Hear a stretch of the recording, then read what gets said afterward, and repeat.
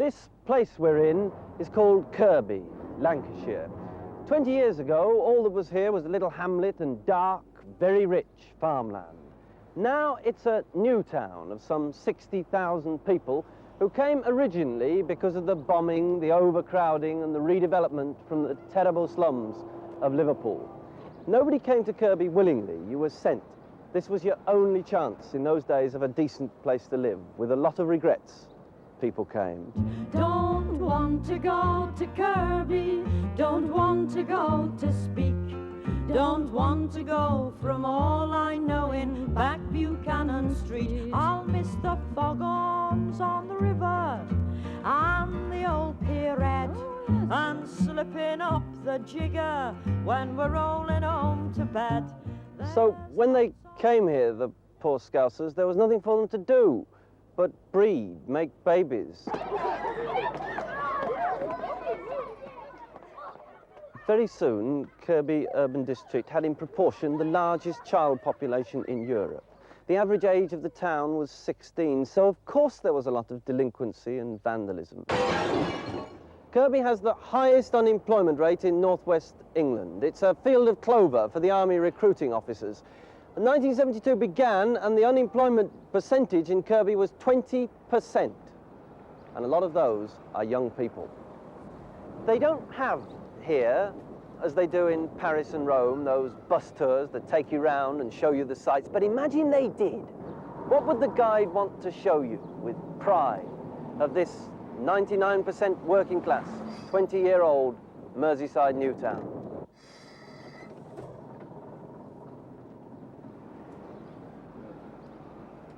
Welcome aboard for your Kirkby town tour, which starts at Kirkby Row.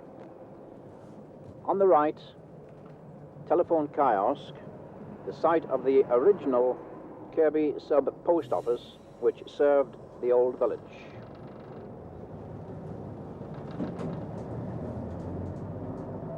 On the left, a school complex, 4,000 scholars in all educated on this site. Roughwood has 1,800 and cost £713,000 to develop. Including in this one, the only bookshop in the whole of Kirkby. Most teachers don't live here, but teacher's the hero. For some Kirbyites, the only highly intelligent person they ever meet is the teacher. And the whole town's made up with pride when a scholar gains an Oxford place. But what's it like if you're not that bright? An average pupil, but you want to succeed. You take a lad like Stephen Peters, he's in our 5th year at the moment.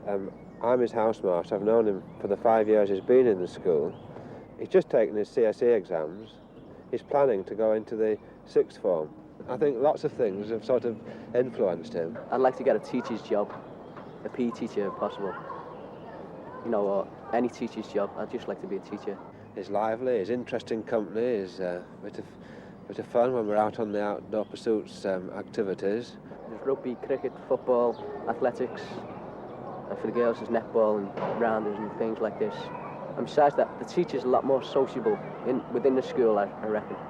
When we look at his attendance record, for instance, he's missed a whole year of his schooling. But he has this idea that he wants to become a teacher. No, no, no. Gong! Sorry, and there's the old man himself, Bamber Gascoigne. No, no, no. Gong! And I would like to introduce our next sponsor. Fresh from his triumphs in London, Liverpool, New York and Mudling-upon-Sea, it's Mr. Bootlace Watkins.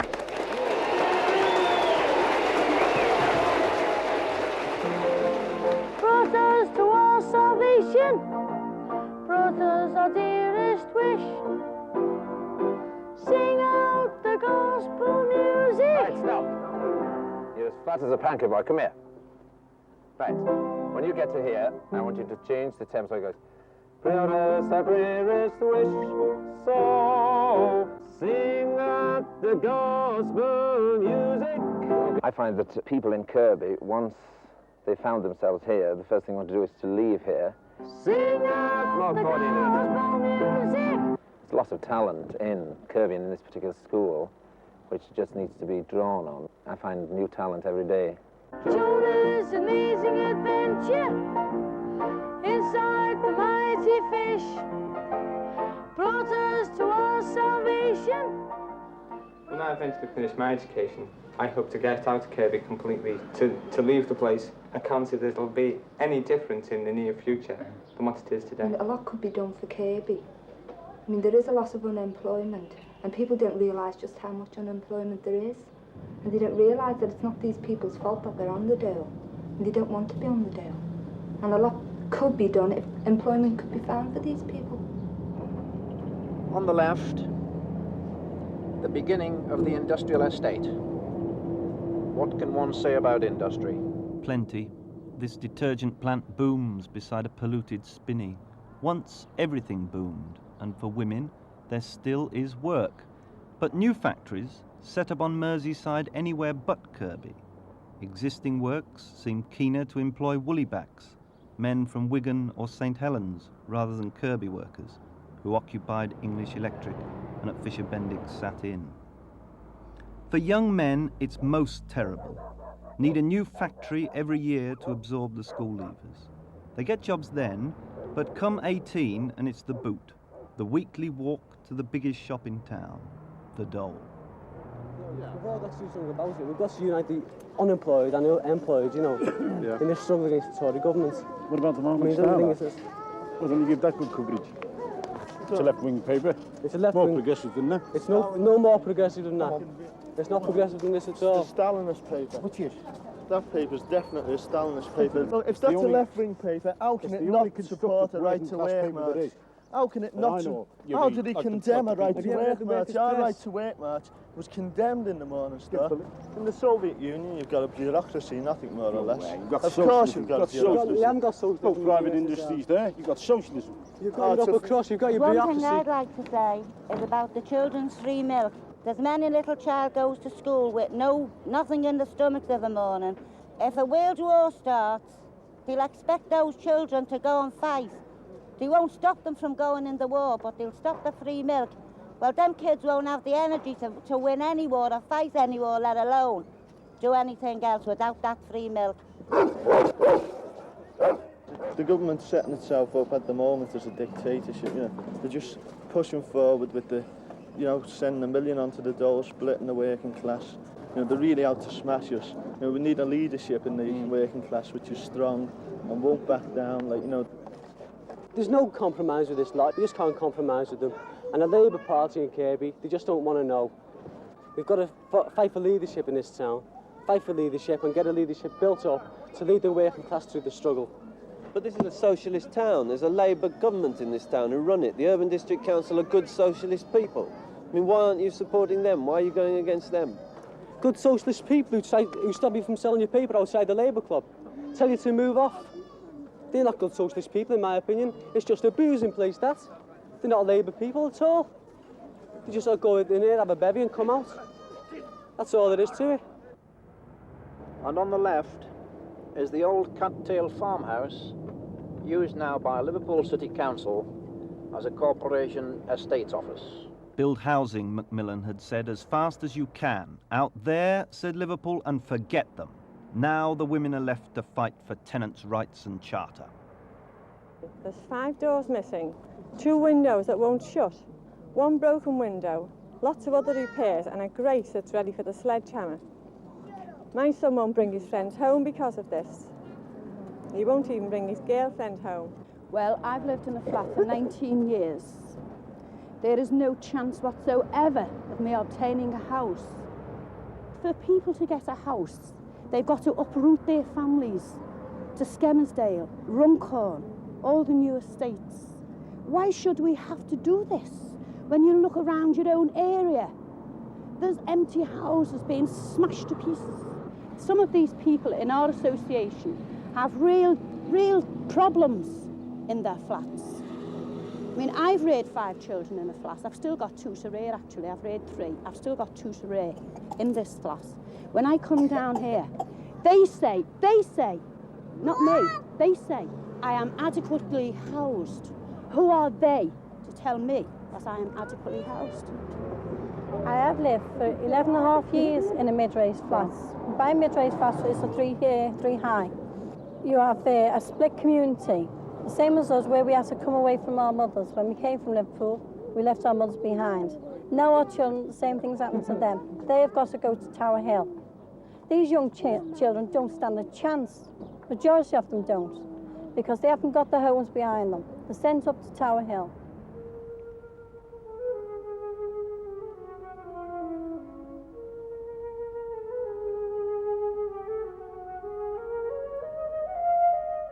More than a mile from the houses Liverpool built, the local Kirkby council have had to build this Tower Hill for the next generation.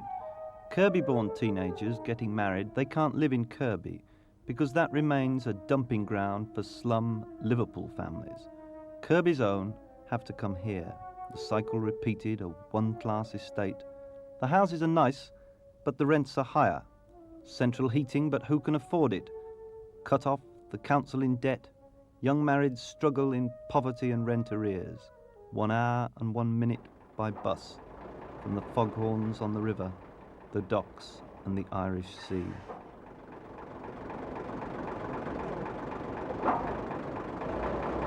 The new generation, with no amenities at Tower Hill, have to look to Kirkby as 20 years ago their parents went to Liverpool for family and kinship to pay the central heating and even the schools.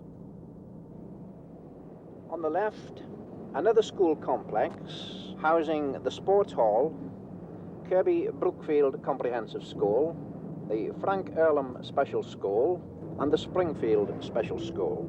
In all, educating at any one time 15,436 kids in Kirkby. I'm trying to make him understand that it'd be foolish to leave school. It'd be very foolish. He has stayed on an extra year so far. I mean, my father trying to talk him into staying on another year, or maybe 2 years.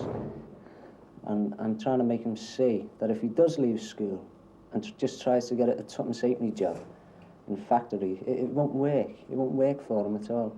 When I was in school, well, should I say, when I should have been in school, I was never there. I'd run to school now if I had the chance again. Because if I had the chance, by God, I'd take it, yeah. Because I know what it's like being on the dole. You see, it's sickening, it's degrading. It's really degrading. You get fed up with yourself, you get fed up with everyone else. You get fed up with the same people, seeing the same faces, walking the same streets. I think Stephen's realising that we're right, because he's seeing the situation in our family at present, with me and my father unemployed. Well, as far as I'm concerned, I'm only 50-year-old. I mean, I can go on for working another 20 years, provided I can be found a job. But each time I go to labour exchange, it's just a waste of time going in there. Because once you find out my age, they say it's much too old.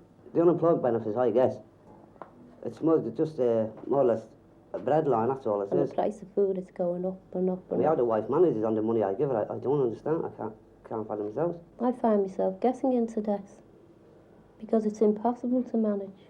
To be truthful, it's Diane's birthday on Sunday, and I would like to give her a party. But if I can manage, I'll just make a little tea for about 3 or 4 friends, that's all. If I can manage it. I have less money now, 4 years later, than what I did just after I left school. I have exactly 70 pence a week in my pocket to last me. That's for cigarettes. I can't even go for a drink. I have to rely on my friends to take me for a drink if I go out. Can't buy me love, love.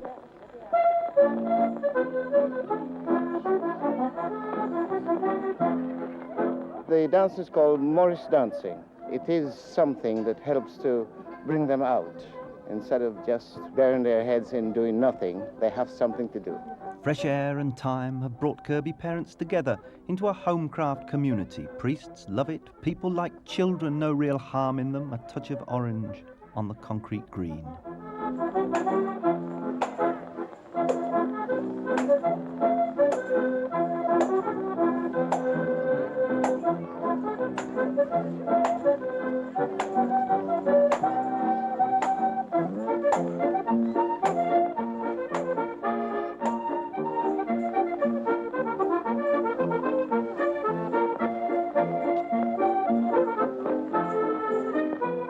When we haven't got Morris dancing, we're really down in the mouth. One of 4 community centres built by Kirkby Council and handed over to resident committees to promote community care. The ballroom dance, playgroups, bingo, helping spastics, a prize for the dog most like its owner. but everything has to be strictly non-political. We're here mainly for the purpose of presenting the gospel to these girls. We are from the Liverpool City Mission. It helps the girls. It's somewhere for them to come for an hour each Wednesday, mainly for the purpose of presenting the gospel of our Lord Jesus Christ. You can have everything. Be satisfied with the little you may get. You can have everything. Don't envy neighbors and the fortune that they get. What little they get out of school. No cinema, no dance hall proper, no amusement arcade, no coffee bar or cavern club. And if they had, would they wreck it like they chased the circus out of town, these kids who own nothing? No purpose to these roaming street gangs. I wish they'd bash the betting shops. It's all so purposeless.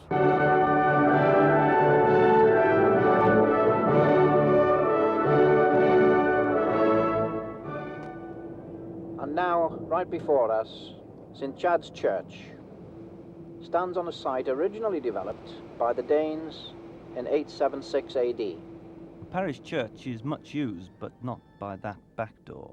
The graffiti in Kirkby is remarkable in that almost none of it is obscene. There's an innocence in this family town. And vandalism can be pretty sometimes. That signal box could win a prize. People have time on their hands so much. It reminds me of Ballymurphy, Belfast before the Troubles. Kirkby was the setting for Z-Car's new town. The sculptor, Arthur Dooley, he wants to set up an arts lab, and it could be wonderful because the community centres don't attract the idle young. The only place that grips the street gangs is an open coffee bar youth club run by the parish church. It keeps the tigers off the streets for a moment, no harm in it. They play disco and goon, but with no direction. Most nights we just do the same. Come in from work, get changed, have our tea, and then come up to the centre. Mostly, if we don't come to the centre, we either go to the pitches or we'll go to a club in town and then stay down in Liverpool at my auntie's. And when we go to, different clubs downtown, like, if you say you're from Kirkby or that, they go mad like. You get to know more people by going down to town. And then when you come out, it's a completely different life from what we stay in Kirkby. Like, if we stay up here, we go home to our own houses. But we go down to Liverpool, we change and go somewhere else, and it's just a whole different day altogether. The object of the competition is to eat 12 bars of chocolate in 10 minutes. Starting from 3, 2, 1, go!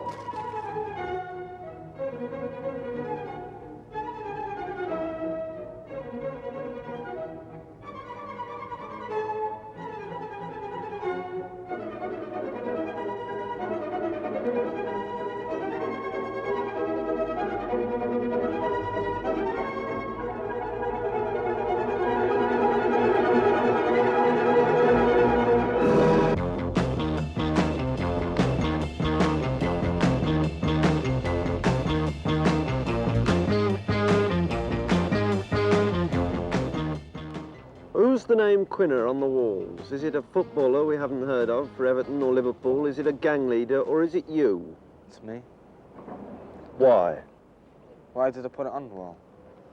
Put it on the wall because I want to be known in Kirkby. So people will know my name. Why?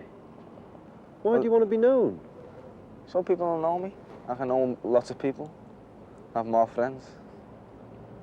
What do you want to be known for, as? Do you want to be known as a hard man? No, I want to be known as myself.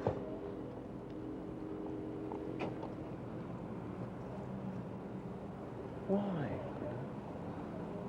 Just because I want to be known in Kirkby. I want to have lots of friends. Is yours the best known name in Kirkby, do you think? No, I don't think so. Whose is the best name? I mean, whose name is on more walls than yours? Well, Bucks is there's more names of his on the walls, but his name doesn't sound original as mine, you know what I mean? Why'd you go fighting? Something to do. It's not much to do in Kirkby. Saw some people last night smashing up shop. Why would they do a thing like that? To get things out of the shop. I was there myself walking past to see them. Probably want to get clothes, at the shop. Because you can't afford them themselves. No unemployment in Kirkby. Well, why do people just smash windows in flats? And Well, how else can they do it? Do you mean in flats vandalism and things Yeah. like that? I don't know. Yeah. I wonder who that Jake is. Maybe he plays for Kirkby FC or Tranmere Rovers. It is amazing and really startling the progress that has been made in this town. Most of these people, when they came up here, they had never had a home. They were in apartments in the thickly populated areas where there was rejection and a lot of neglect over a very long period of time. And they've come up here to Kirkby. It's a semi-rural area, really, and remarkable progress has been made. Some of the homes here are like little palaces. Not only that, the people have a new outlook on life. They never had a chance in those areas. It was bricks and mortar, and they were living on top of each other practically. But here, it's got such a lot to commend it, Kirkby. That was the probation officer who well knows the past of Kirkby. The future, the promised land, is at Tower Hill for the overspilt generation. Well, there's not many shops, is there? I mean, what we've seen, there's only a few up there.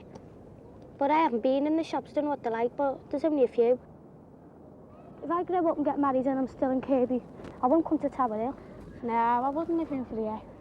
My mother wouldn't want to live here. Some of it's run by gas or something, and it's dangerous. The houses are too small altogether. You couldn't swing a cat round in the back kitchen.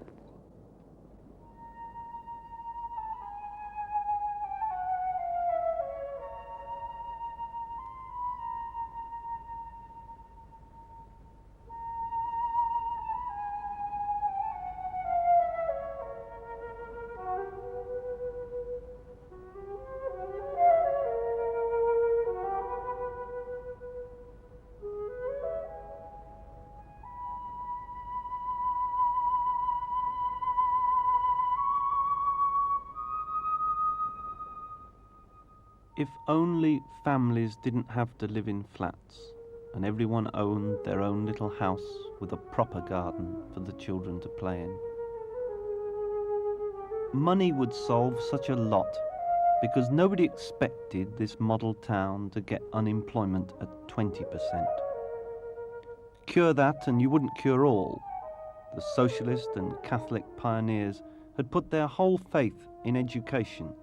But after the idealism and enthusiasm of the teachers, the kids are thrown out to be blown on the streets in what direction nobody knows yet. I get frightened and excited because will a force, what force will swing these idle young? To what purpose shape this vast seed bed? Somebody has to. You know, the way you see some of the girls around here get married at 18, having babies and that. Yeah. I don't want that for me. You know, I want to have a good husband, a nice house. And then, if I couldn't get that, I'd like, you know, when I get married, to emigrate. Look at all them green fields, there's nothing on them. Why can't they build something on them? Like a hospital or something like that, instead of just leaving them wastelands.